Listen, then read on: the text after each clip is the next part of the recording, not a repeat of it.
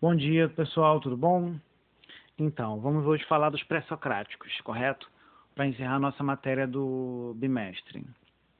Ah, então, nós falamos dos filósofos orientais, agora falaremos dos ocidentais, que nesse período ali da antiguidade, esse primeiro grupo é chamado de pré-socráticos, ou seja, os que vieram antes de Sócrates. Ah, É claro, ali quando a gente vai falar principalmente dos pitagóricos, que é a escola que existiu há muito tempo, pode até ser que alguns filósofos nasceram depois de Sócrates, mas o ideal é falar do conhecimento que surgiu ali naquele período anterior a Sócrates, que geralmente eram filósofos cosmólogos, né? Cosmologia é uma parte da metafísica, metafísica é uma parte da filosofia, e a cosmologia vai estudar essa questão da onde veio as coisas, o que iniciou o universo. A física e a astronomia também trabalham com a cosmologia, de uma forma mais científica, claro. Bem, eu imagino que todo mundo já leu. Eu só vou dar umas pontuações sobre cada filósofo. A gente separou em escolas. As escolas aqui na escola, igual a gente conhece a escola hoje, né? Eram pessoas que se reuniam e acabavam estudando junto, trocando ideias. Vamos lá, Safo. Ela nasceu mais ou menos aos 40 anos no Tales de Mileto. Muita gente talvez não considera Safo como filósofa, até porque senão o título de primeira filósofa ocidental seria dela e não do Tales. Nós temos poucos fragmentos dela, da obra dela, só sobrou uma obra completa dela falando de Afrodite, dos amores dela.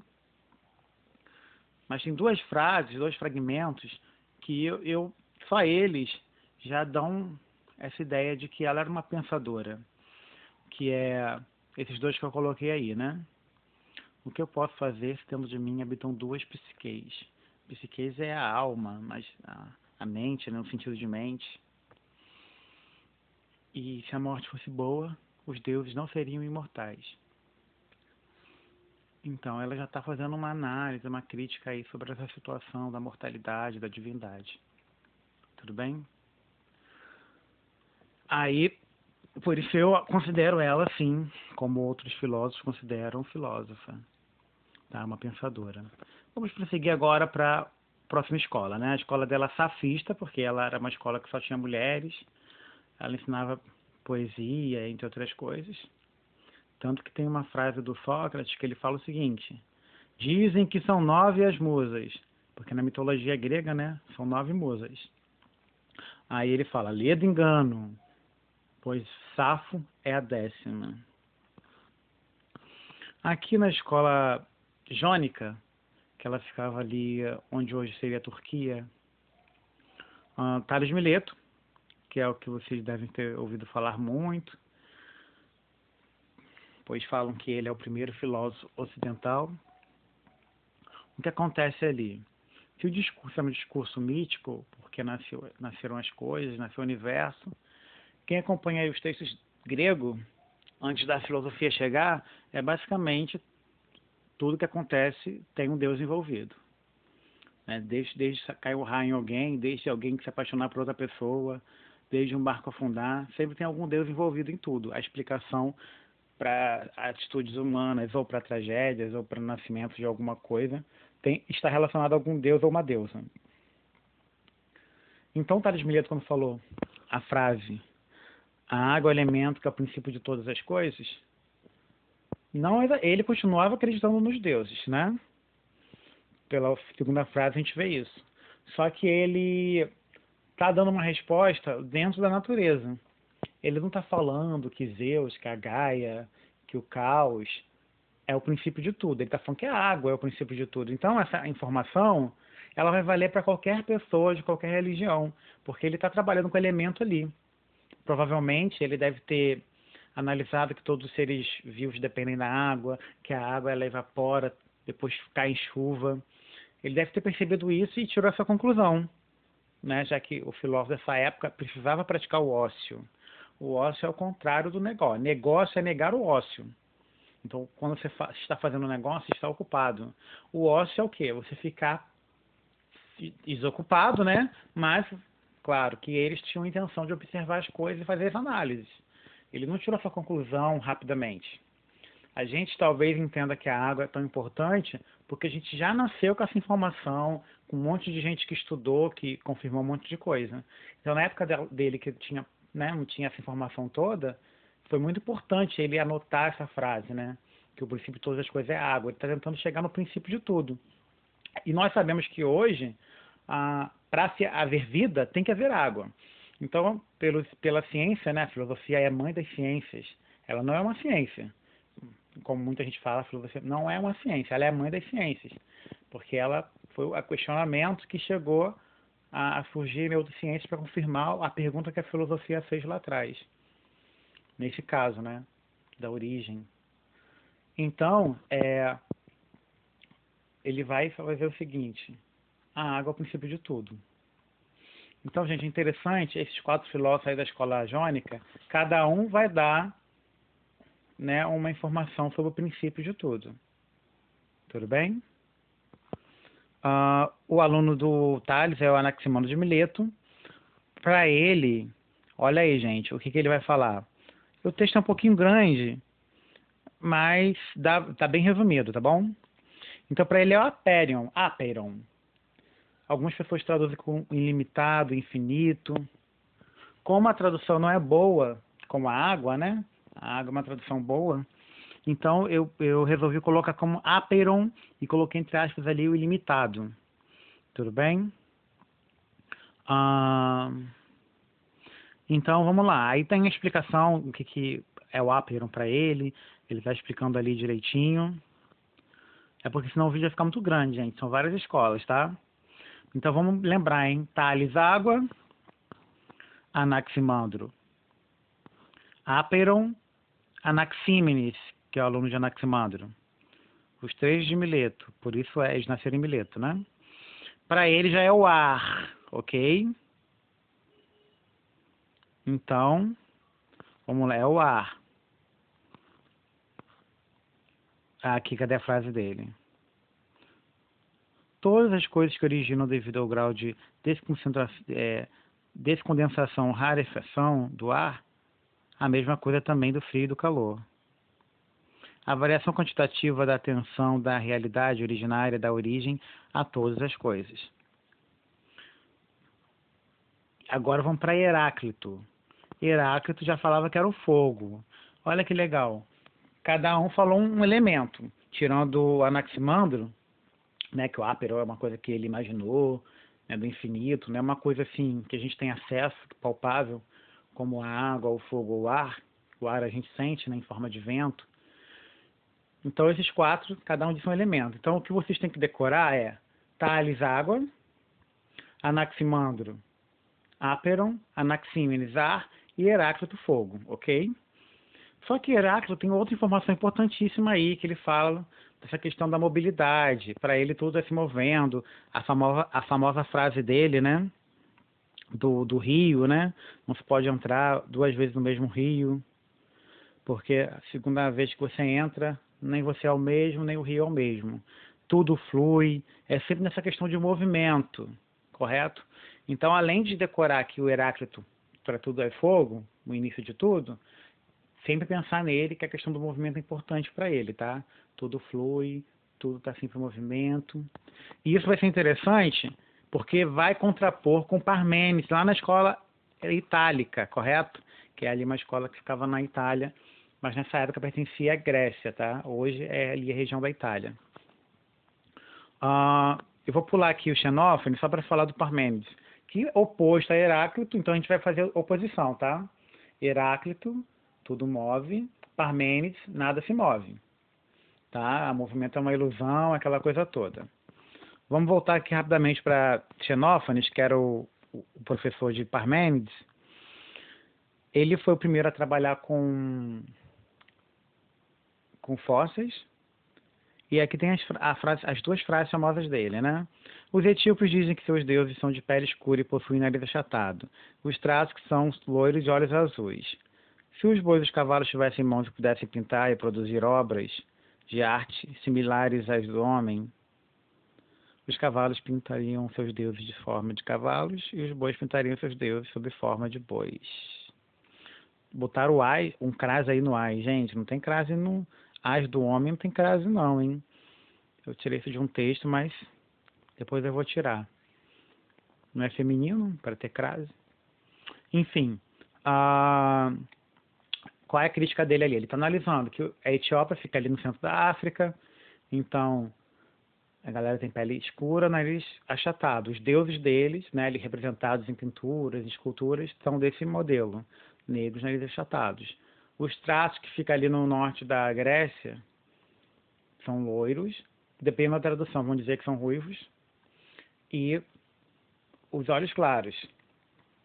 E os deuses deles também são assim. Então ele vai fazer essa análise, citando os animais, dizendo que cada homem, cada pessoa queria ser o deus da sua imagem e semelhança, tá? Agora vamos voltar para Parmênides. Os fragmentos que sobraram dele são fragmentos que eles tentaram juntar nesse poema para ter um contexto ali, tá? É um fragmento, os fragmentos de Parmênides, eu gosto muito desses fragmentos, tá?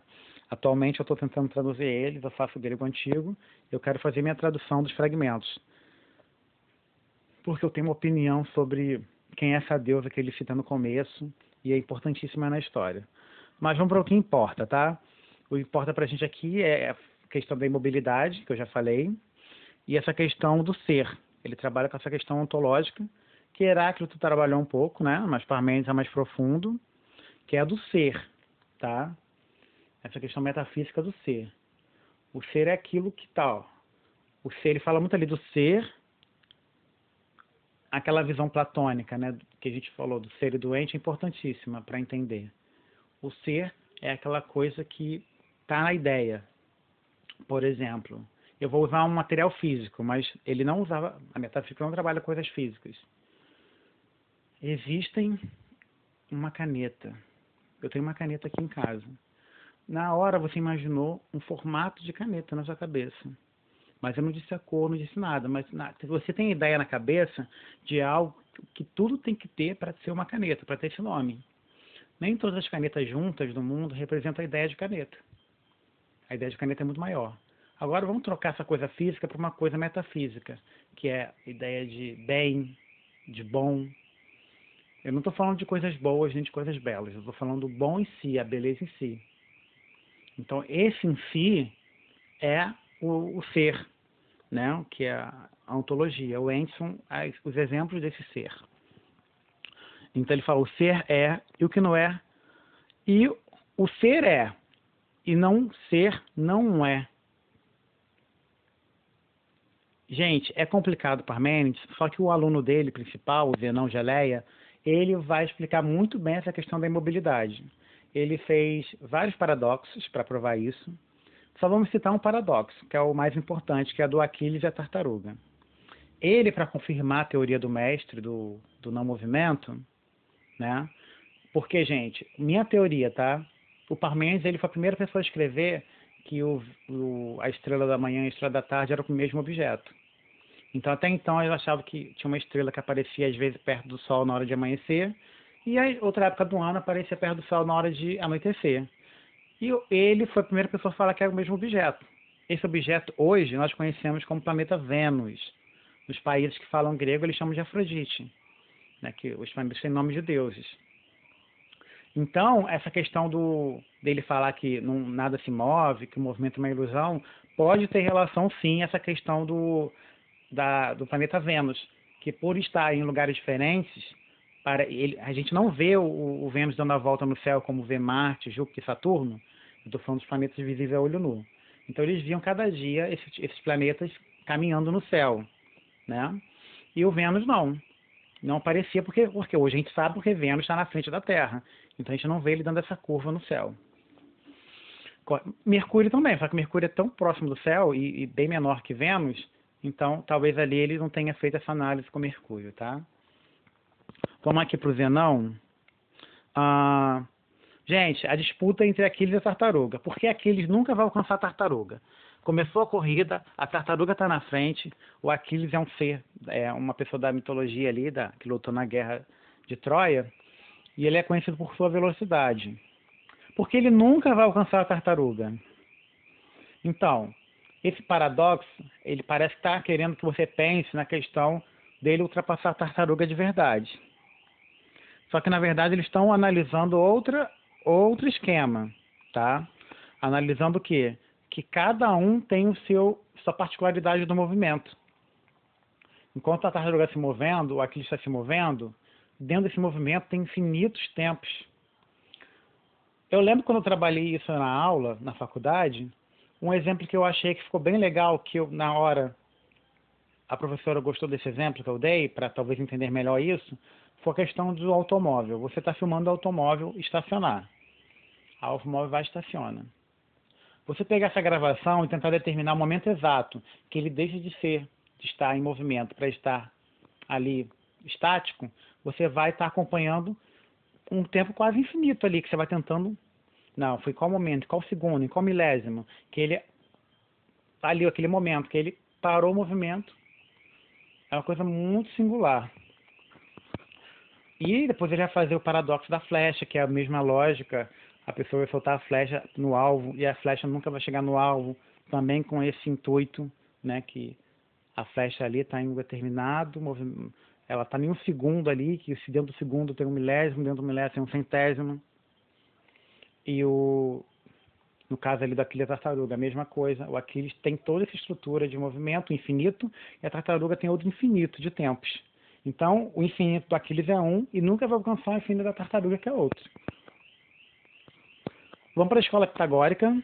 Escola pitagórica, para pensar, que é o nome de Pitágoras, o número é muito importante. Tudo é número para eles. E é interessante dizer que hoje, quando a gente pensa em coisas, no universo, em qualquer lugar, tudo tem um peso, uma velocidade, e tudo é por números. Quando os astrônomos descobrem alguma coisa, a primeira coisa que eles dão é número, e calcula o tamanho, e calcula a velocidade, calcula tudo por números. Depois que acaba dando nome, geralmente na mitologia, né? A maioria das constelações, das estrelas, dos planetas tem nome de deuses ou seres da mitologia. Mas mesmo assim, tudo ali tem um número, tá? Mesmo depois que coloca nome, né, você vê que os nomes também têm a ver com números. A quantidade de nomes, a posição ali no alfabeto. Então, quando fala que o número está em tudo, talvez os pitagóricos tenham acertado essa questão, tá? Aí temos a Temistocleia, que era uma sacerdotisa de Delfos, ou seja, ela era uma pitonisa, ela era de Apolo, que fazia oráculo, né, adivinhação, e foi quem orientou Pitágoras aí em algum momento. Eles dizem que tudo que Pitágoras sabe sobre ética foi graças a Temistocleia. Pitágoras é o fundador da escola. O vídeo está ficando grande, mas eu vou tentar resumir, tá, gente? Vamos pensar nisso. Para a escola pitagórica, essa questão de números. Aí tem a Teano, que foi aluna, depois virou mulher do Pitágoras. Tem um texto interessantíssimo aí sobre a questão do Teano, tá? A discussão de Pitágoras com um aluno sobre Teano, que admirava ela, usando da matemática também. Eu vou citar da Melissa, gente. Como a gente não sabe onde Melissa nasceu, podem reparar que os filósofos aí têm o nome dele ou dela e a cidade que nasceu. Teano de Cortona, Pitágoras de Samos. A Melissa, ninguém sabe onde ela nasceu, então a gente coloca a Melissa a pitagórica, para não confundir com outras Melissas, tá? A importância dela, gente, é que ela criou o neopitagorismo. Toda vez que tem um neo na frente, significa novo. Então vamos falar neoplatônico. É a pessoa que utiliza a teoria de Platão, mas muda algo. Por exemplo, ali na Idade Média, tinha muitos filósofos neoplatônicos, porque pegava a teoria de lá de Platão, só que modificava ali para a questão religiosa cristã, que Platão não conheceu o cristianismo, ele é antes de Cristo. Então a pessoa se apropria de algumas coisas de Platão e dá uma modificada.